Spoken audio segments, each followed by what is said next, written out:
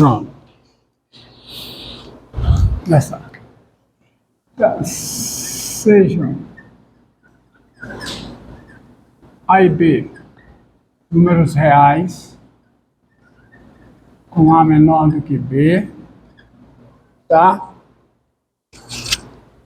F, uma função contínua, tá aparecendo aqui, ó,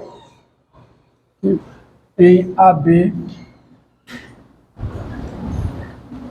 com f de x maior que ou igual a zero, tá? Qualquer que seja x pertencente ao intervalo AB, seja uma função contínua no intervalo fechado AB, não negativa nesse intervalo. Maior que ou igual a zero, não negativa, tá? Ômega, a região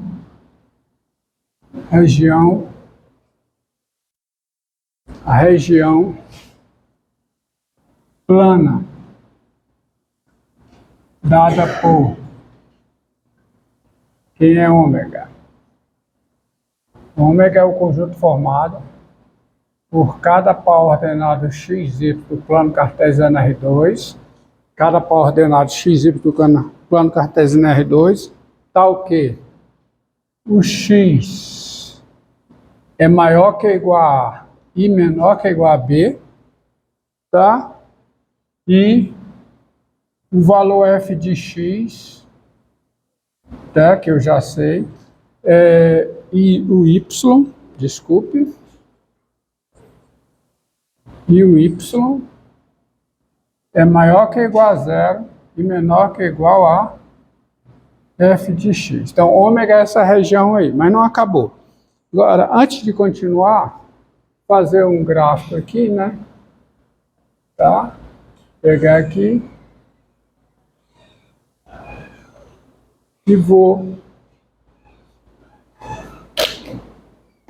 colocar para você quem é essa região ômega. Pronto aqui.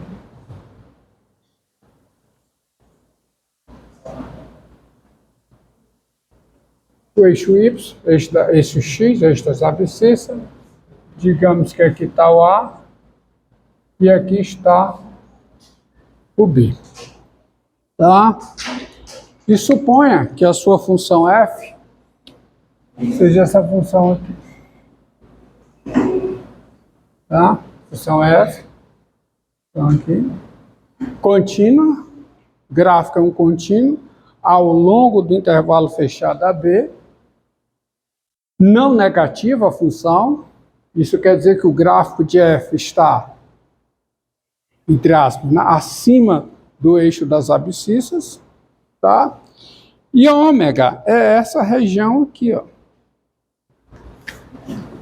Aqui esse valor é o f de A, esse valor aqui é o f de B, e a região ômega é essa região. Tá? Essa região plana. Tá bom? Então, sejam A e B reais com A menor do que B, f é uma função contínua no intervalo fechado AB, com f de x maior que ou igual a zero, qualquer que seja o x no intervalo fechado AB, ômega, a região plana dada por isso aqui, quer dizer, conjunto formado por cada par ordenado xy, tal que x está entre A e B, a sua abscissa está entre A e B, e a sua ordenada está entre 0 e f de x. Então, essa é a região ômega. Então, por enquanto, eu tenho três coisas, né? O intervalo fechado AB, a função não negativa no intervalo fechado AB e contínua, e ômega essa região. Agora eu vou acrescentar mais uma coisa. E S, o sólido de revolução obtido pela rotação, o sólido de revolução obtido pela rotação da região ômega, de ômega, em torno do eixo das abscissas.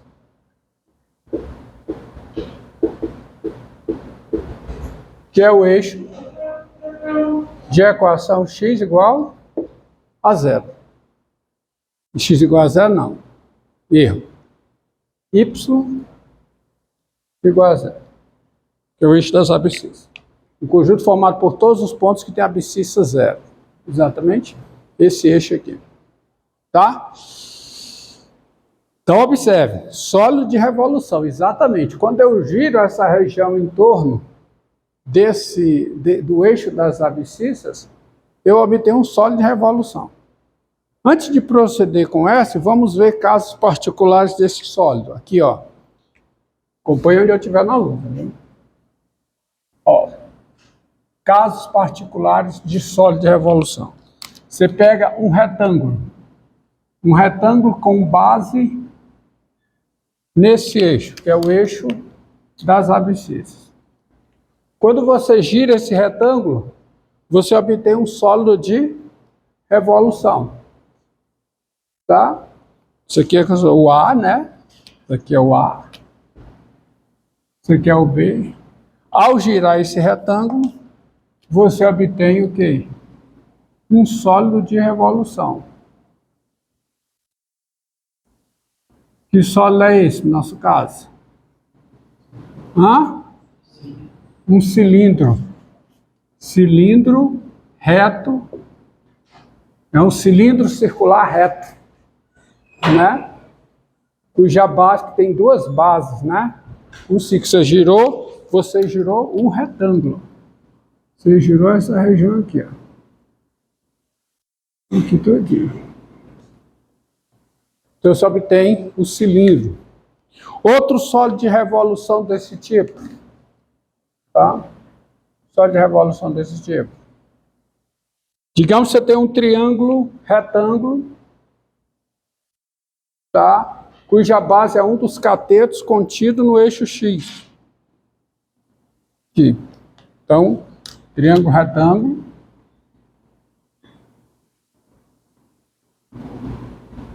Cilindro circular reto, tá? Retângulo. E você vai girar esse cilindro, rotacionar esse cilindro. Aqui você rotacionou o retângulo aqui, ó. Aqui também. Qual é a figura que você obtém aqui? Um cone. Cone circular reto. Você obtém esse cone. Cone circular reto. Outro exemplo.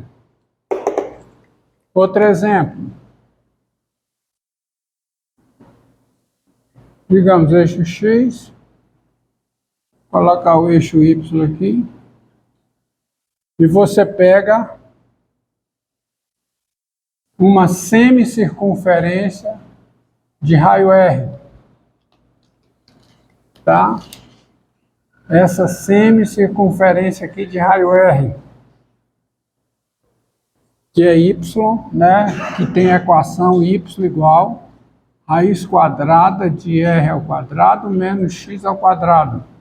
Uma semicircunferência que limita essa região aqui, a região ômega. Rotaciona toda essa região, gira essa região em torno desse eixo. Tá? Qual é o sólido que você obtém? Uma esfera de raio R. Você obtém a esfera de raio R. Ó. Você continua aqui, né? E você, desculpa, desenhar em vermelho. Você tem a esfera de raio R. Olha tudo isso aqui.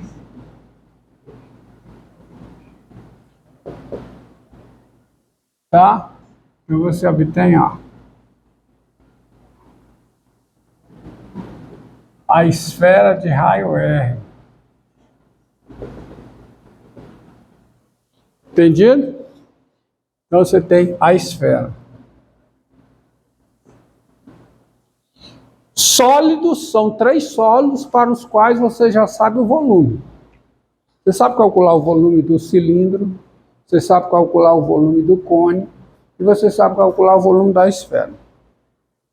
Volume do cilindro, qual é? Área da base, né?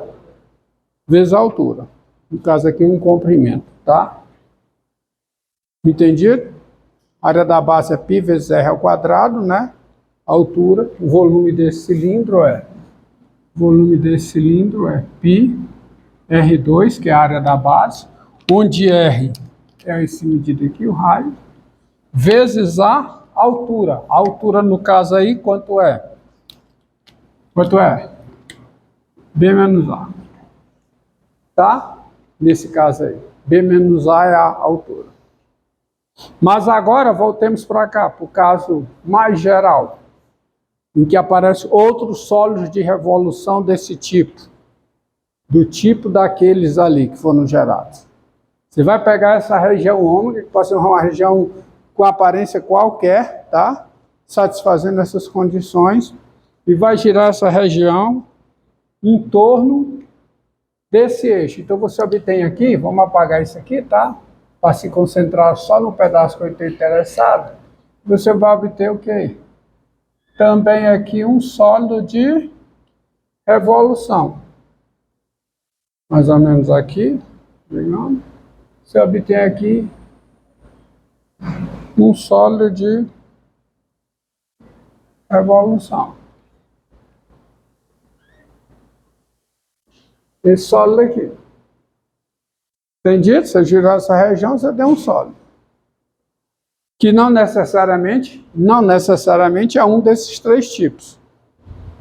Vai depender, a forma do sólido vai depender do gráfico da função f ao longo do intervalo fechado AB. E o interesse aqui é como definir o volume desse sólido, definir o volume desse sólido e definido o volume desse sólido, como calcular esse volume. Então, preste atenção. O problema não se resume a como calcular o volume desse sólido. Primeiro você tem que dizer o que é o volume desse sólido. Tá? O que é o volume desse sólido? Definido o que é o volume desse sólido, você passa para calcular o volume desse sólido. Entendido? Então vejamos como se faz isso. Primeiro fazer o seguinte, dado uma partição, ó, agora eu vou começar a trabalhar com esse trabalho. Então,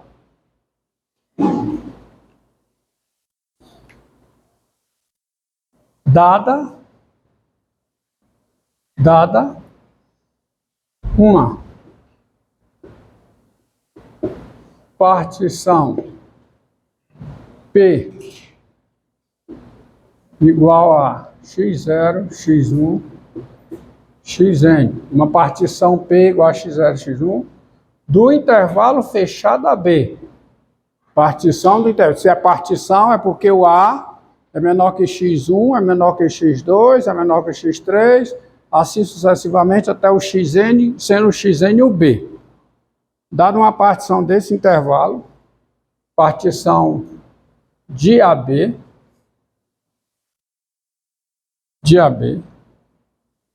com coeficientes,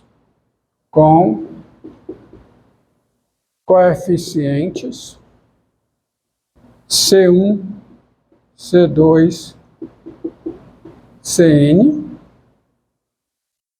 tá? Seja para cada I de 1 até N, seja para cada I de 1 até N, R, índice I, o retângulo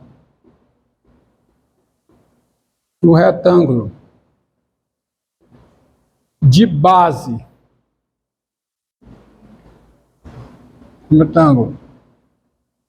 com base no intervalo xi e menos 1 xi,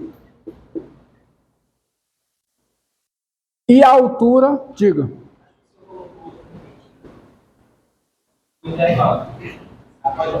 Ah, sim. Não é no intervalo AB, aí que intervalo? Hã?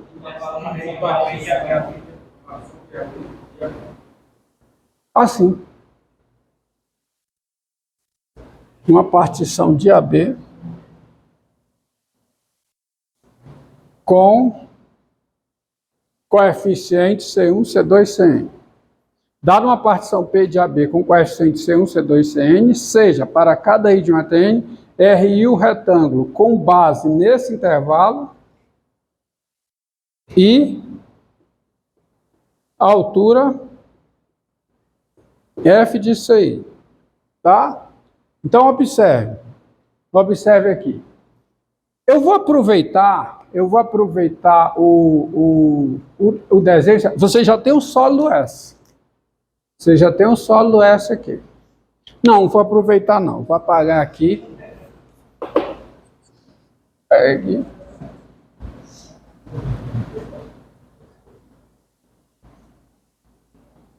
Tá. Eu vou apagar aqui.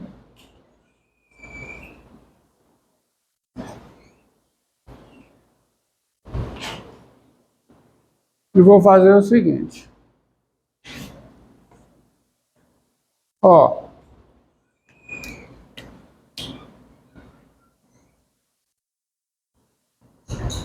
Isso aqui é intervalo fechado AB. Muito grande, senão.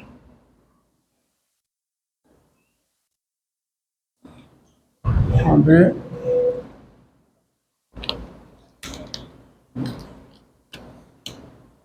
O valor F de A. Aqui o valor F de B. E está aqui a função F, que vai daqui para cá. Tá? Função F. Mesmo lá. Desenhei um pouco diferente.